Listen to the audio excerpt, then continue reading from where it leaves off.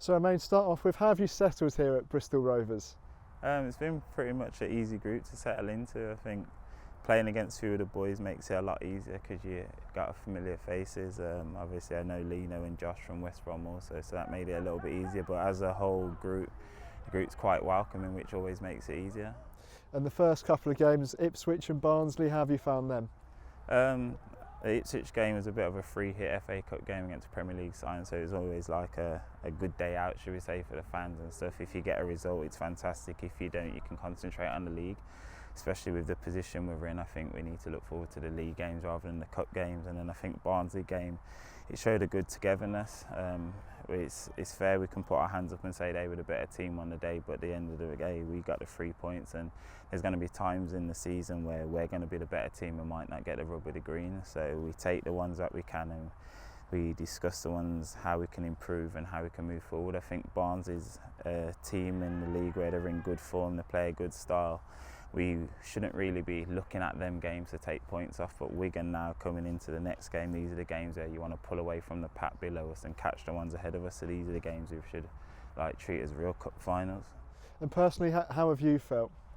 I felt good. I've got a good foundation, a good base level of fitness now. It's just getting and sharpening the tools and feeling a bit more sharper and crisper with the ball. And I'm not at the standard or the level where I want to be at from a personal standpoint, but as long as I'm contributing to the team, I think I'll be okay.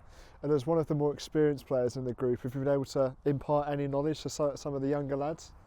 I've had a few banter with them. I play a lot of darts and table tennis just to get them on board, should we say. That's the easiest way to get the younger boys on board, to introduce yourself in their environment, should we say, and then that allows when we're on the pitch, if I have a little bit more demand of them, it makes it easier because it's a personal relationship that you've created off the pitch. So it's okay. I'm still early and I wouldn't want to come in and make a bad impression because I'm not wanting to deliver the message like that. If I ever want anything to happen, it'll be for the benefit of everybody, you as an individual and us as a team. Like, we're all going to achieve something together at the end of the season.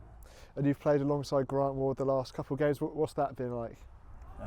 He's going to extend my career. I think he's got legs for me and him. But yeah, played against him a few times before in the past at Ipswich and Blackpool, and he's a very good player. I think he's highlighted too much about his running. I think people underestimate what ability he actually has with the ball, which is good, but players like that make it a lot easier to play with when you know that there's somebody that can do both.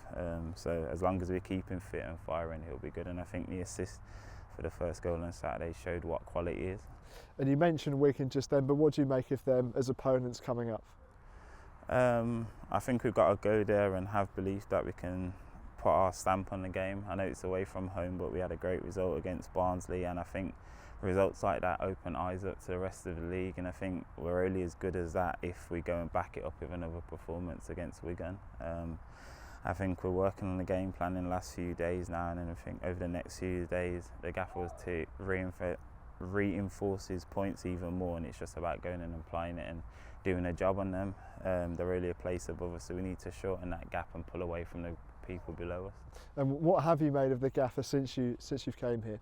I think he's good. He's got loads of ideas, loads of bright ideas, and he's been patient with us, trying to reinforce it and trying to drum the good habits, shall we say.